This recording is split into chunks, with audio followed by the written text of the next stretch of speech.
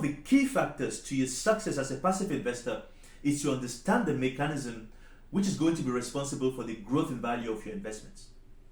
Despite this, we see a lot of people investing, for example, in the stock exchange market, which consists in investing in intangible assets without really understanding the mechanism behind these very risky markets.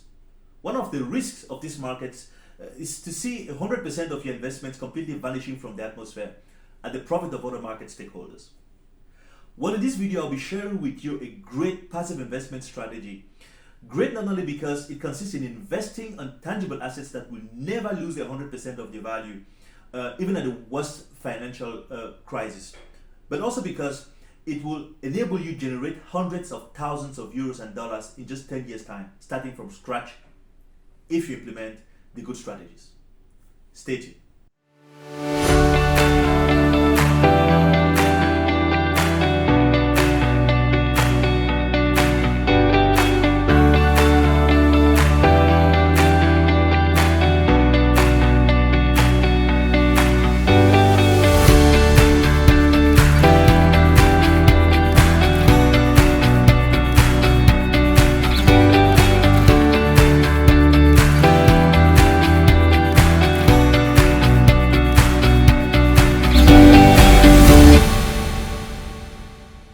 Hello, my name is Arnaud, investor and serial entrepreneur in Germany and in Europe.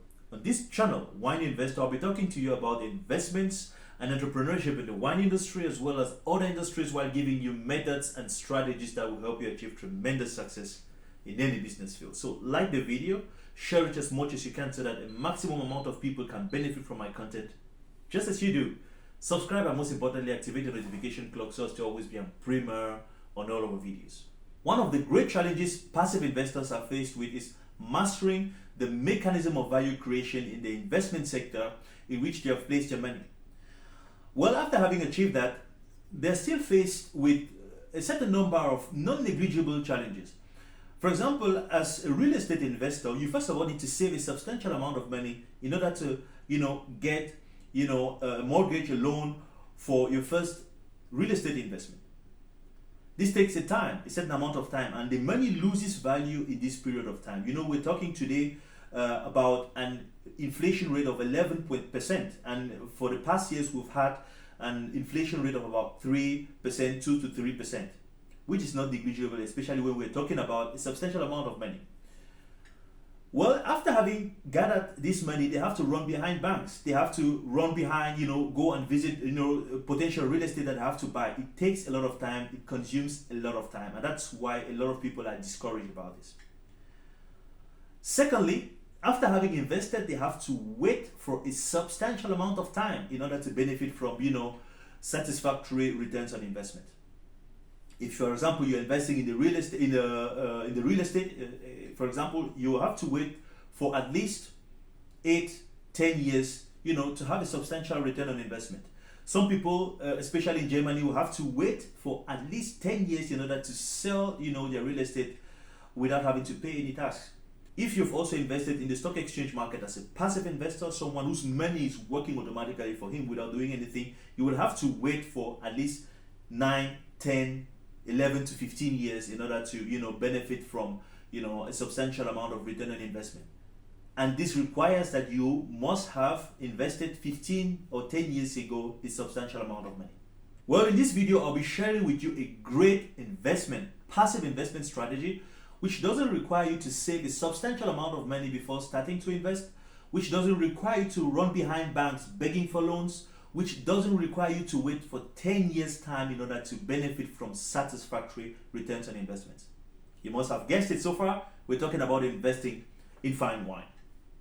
Well, the first thing you have to know about wine is that you must be interested in wine, even if you don't consume wine, because wine represents a market with a value of 330, hear it very well, billion in dollars.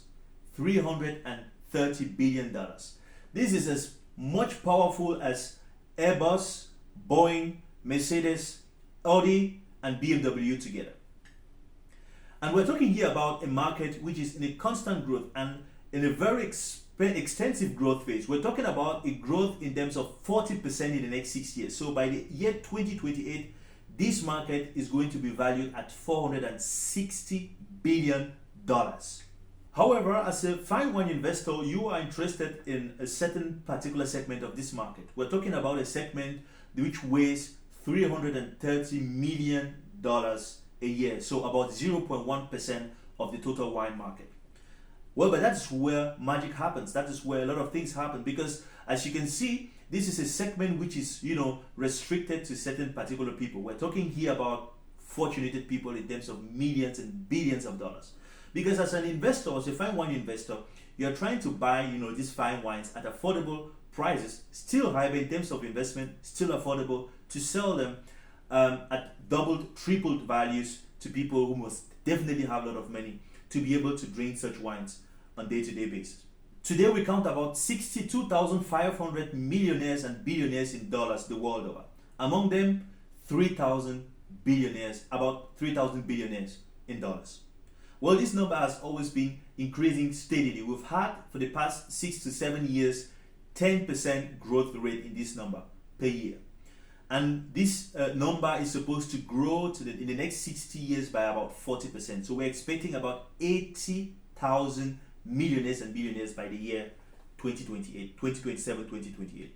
This means that investing in particular fine wines, which are already limited in terms of quantity by the time they're introduced to the market, and which will get more and more rare as they are consumed over time, will result in great, fantastic returns on investments.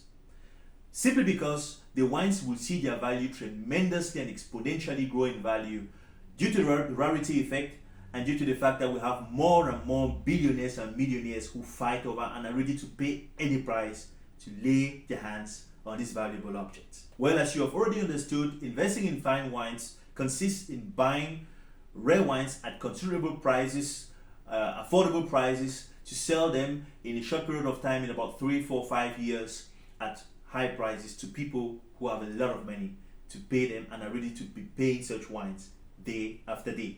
Before getting into further details, I want you to understand the factors that are going to affect the price of a fine wine. Because we're not talking here about wines that are going to cost $10, $20, $30 a bottle. We're talking about wines that will cost around $250 to $300 or euros at minimum, and which are intended to be sold after 3, 4, 5 years at about 1,500, 2,000 euros, 3,000 euros or dollars, a bottle. Well, one of the first things you have to know is that fine wine is fine art.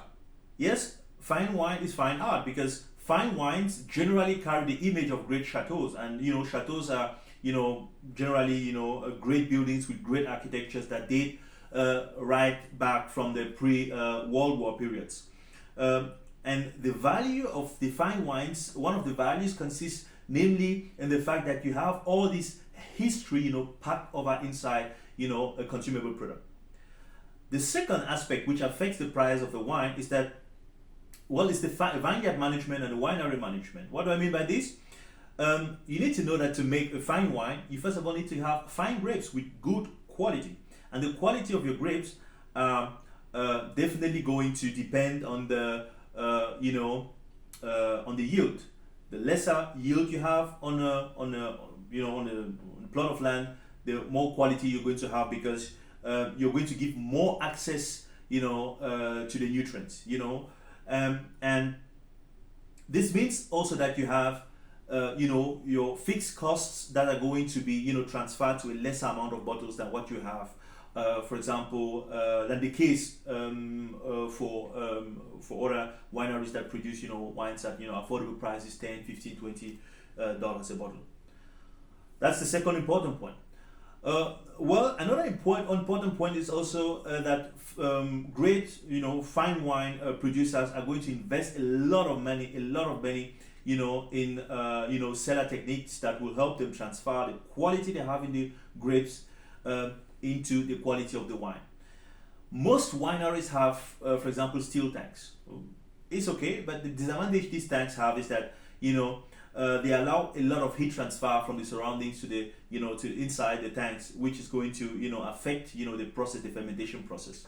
So what fine wine producers do, they invest a lot of money in concrete tanks, tanks with about 8 to 10 centimeters wall thickness.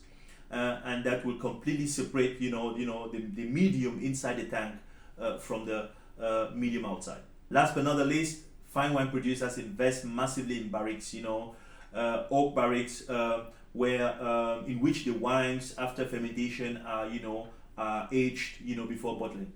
And to give you an estimation, a Bordeaux or a Burgundy barrique, has a capacity of about 225 to 228 liters, and they cost between 800 and 1,000 euros, each.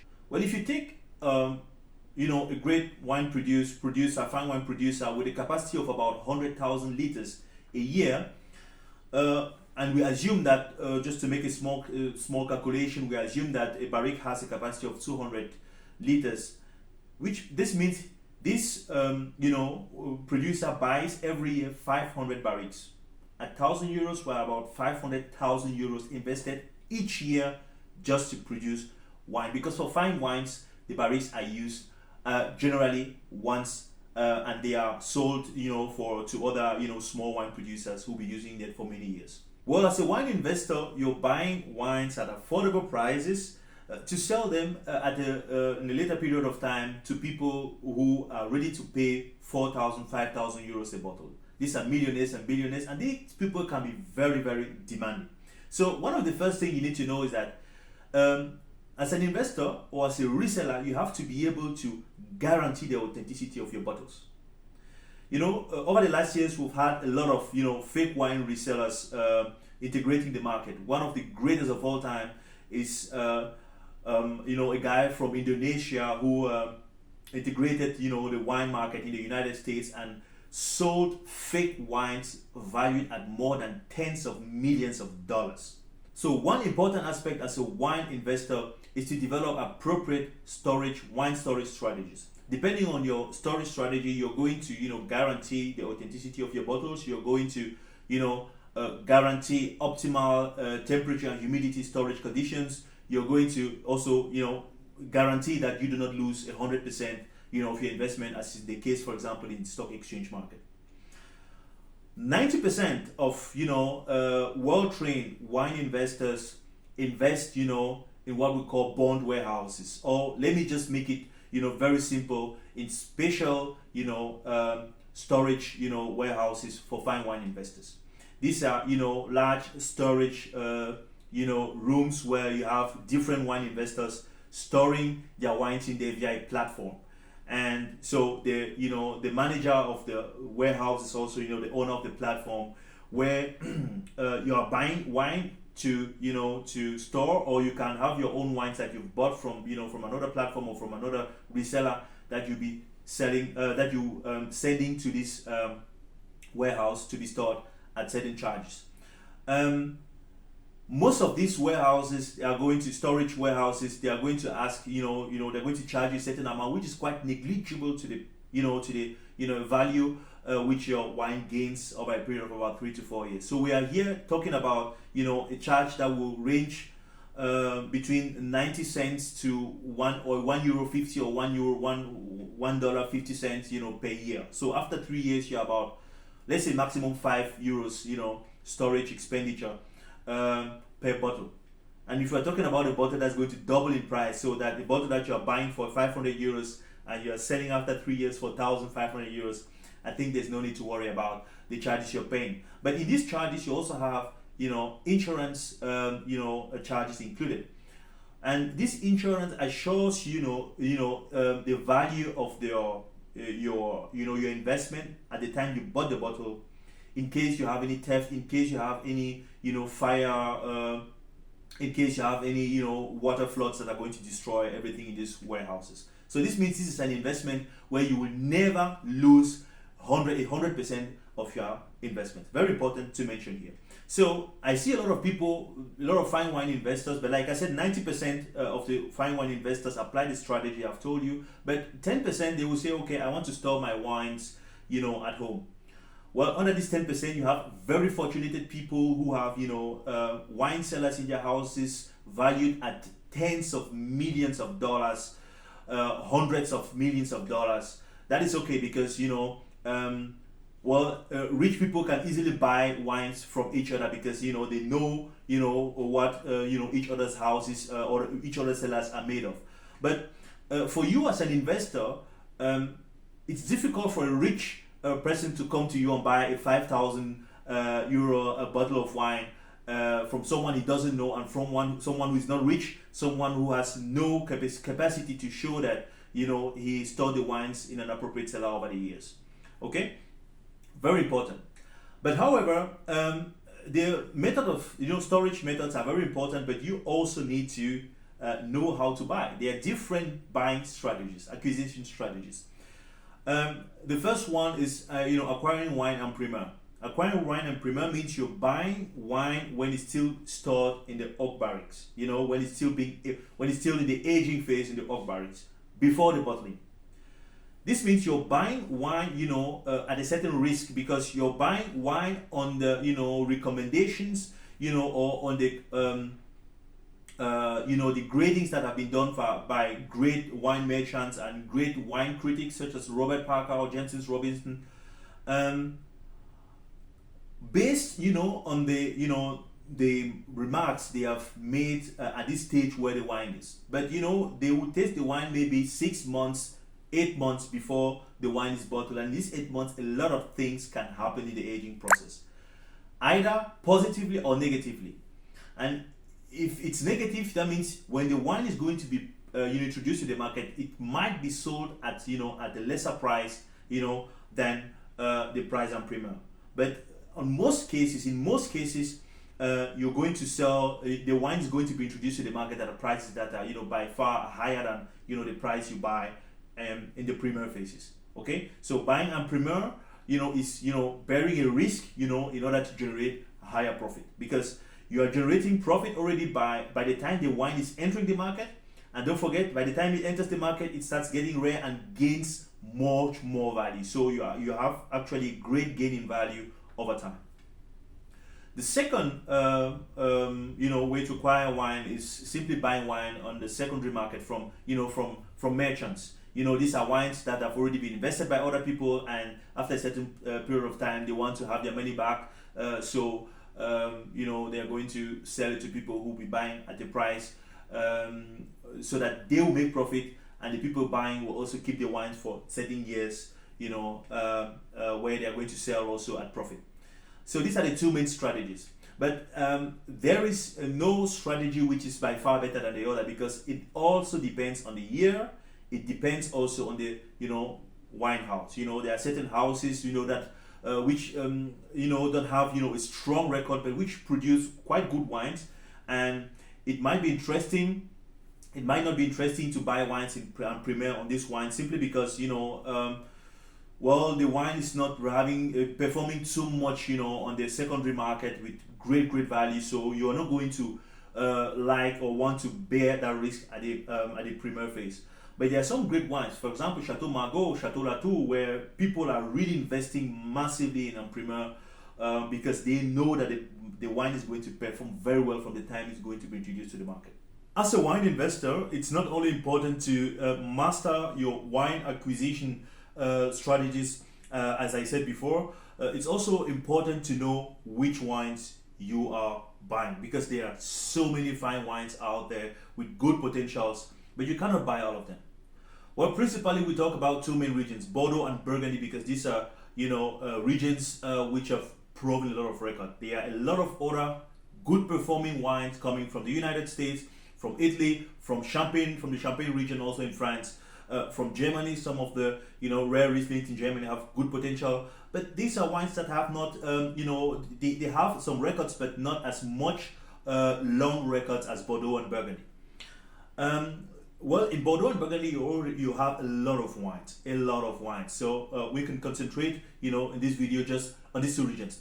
In Bordeaux, you have generally wines that at very poor averages will give you return on investment about 7, 8, 9, 10%, and very good wines will definitely go to 20% and above a year return on investment. And we're mainly talking about first grade growth, second, third, fourth, fifth grade growths in Bordeaux, both left and right banks. You know the classification 1855, 55. And also the Saint-Emilion region in Bordeaux is also very good. You have great chateaus there. For example, the wine I'm tasting right now is Chateau Dassault, which is owned by the Dassault family. You know, the Dassault family is known for, for its fighting jets. You know, Rafale. You know, it's the company is owned by the Dassault family, and they've done quite a great wine in the year 2010. So Chateau Dassault 2010. I bought it actually 3 years ago at 40 euros. You know, retail price. Today, if you can Google, this wine costs 60 euros, not more, not less. Some people will even sell it at about 90 euros, but on the average, it's not more, not less than 60 euros. So 20 euros, you know, profit. So we're talking about 50% profit in just about 3 years' time. Okay, so if 3 years ago I had bought this wine, I had bought maybe invested 4,000 euros to buy 100 of them, I would have made 2,000 euros today, or let's say 1,500 euros, because I would just go, you know, to a retailer and tell them, okay, get me rid of this, and you have 500 euros. Well, these are not wines that I bought with the intention of, you know, selling them back. That's why I didn't buy them in, you know, in reasonable quantity. But I expected it to have, you know, to gain in value, but not as much as it did. Quite surprising. But they were meant for consumption, you know, to share with people, you know, for gifts to other people. But my wines, my main investment wines, I don't see them. I just, buy wines directly from merchants and, store them at different bond houses, you know, wine storage houses. For good temperature, so that I can track my wines and the authenticity of the wines by the time I'm selling them. And for the last years, I've never, sold a wine, professional great growth wine that I've seen. I've been buying and reselling without seeing the wines, And of course, to some of my friends, I had to sell some of my wines from my own private cellar, but which is actually not the kind of investment I would invest you to do. For if you want to make money. So you're investing, much more money in wines that will cost about 300, 400 euros minimum, a bottle without tax, with the aim of selling it at higher prices later to come. Well, so one advantage also with investment in wine is that, as a wine investor, you are investing in a portfolio. You will definitely not need, for example, as in the case of real estate, to come in with 10,000 euros that you're just going to, you're just going to hit that on the table, to finance, to be able to get a loan for real estate. With wine, you can start with a small amount of money, like I said, 300 euros, 400 euros. Of course, the more you come with certain amount of money, the more advantages you have. For example, if you are buying 300 euros, a bottle for 300 euros, it has to be, shipped, to the storage warehouse. So you're going to pay cost for that. So if I buy 3 bottles at one time, I'm just going to pay once, the shipment cost, and so I'm not losing a lot of money. But you can start with 1 bottle. Okay, get to 2 bottles, but make sure you get the good ones. And that's why we're going to be talking about in the next videos, where I'll be talking about, my course, my training in this topic, because this is where, like any other passive investment business, in fact, like any other business, you need to master what you do. And that's what we're doing, because I'm going to show you on my course with proven records the wines I've invested in, and how my portfolio is made of, some of my portfolios, and where I am, what are the the increase in value I've achieved so far, and what am I expecting as return on investment in the next 2 or 3 years to come. Very important.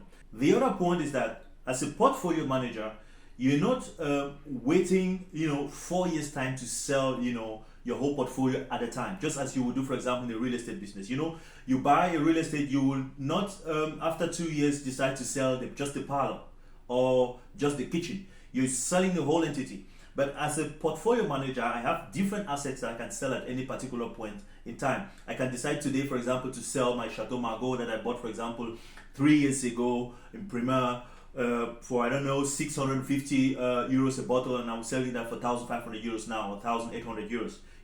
So and I'm selling that, I'm making profit right now that I can still reinvest to buy another wine, which at the same time I'm buying is starting to produce more and more money. I can also resell that and decide to use part of that money to do something else, to invest in any other business. and use the capital to buy again another wine to reinvest, and that is with a wine which is going to gain in value over time. Like I said in one of my last videos, or more than one of my last videos, 5 years ago I invested 10,000 euros in this business, and at different installments, and after 4.5 years in total I had a return on investment of 70,500. So we're talking about 175% net return on investment after 4.5 years.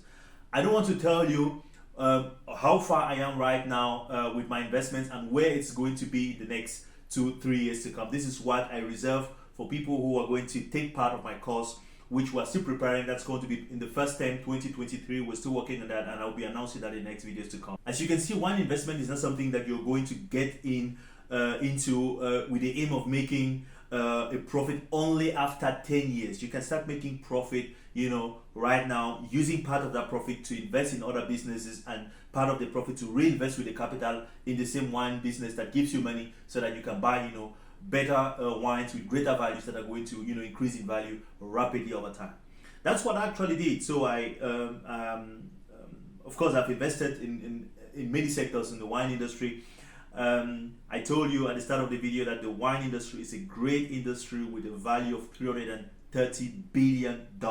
So if I have to get money from a passive wine investment and invest it into some business, it's definitely still going to be a business in wine, at least for a start. So I invested in my company, which produces wine and is active on all the values, the steps of the value chain. So we produce grapes, we do the transformation into wine, the fermentation, we bottle and we distribute. So we had our first harvest this year, and I'll be happy to share not only the product of our first year of engagement, but also to share with you what happens on these vineyards at the different stages. I'm going to be talking about this in some next videos to come.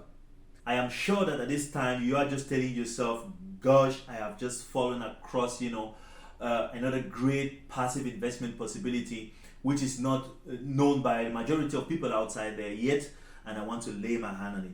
Yes, we are going to accompany you to that, and that's why we're preparing a course, just as I said. We are working on the modalities, and where it's going to take place, when, and further modalities, for example, for such courses online, and we're going to be talking about that in some next videos to come. The presential, first course is going to take place in the first term 2023. Thank you for watching my video. Just like and comment, and I give you a rendezvous in my next videos. Ciao.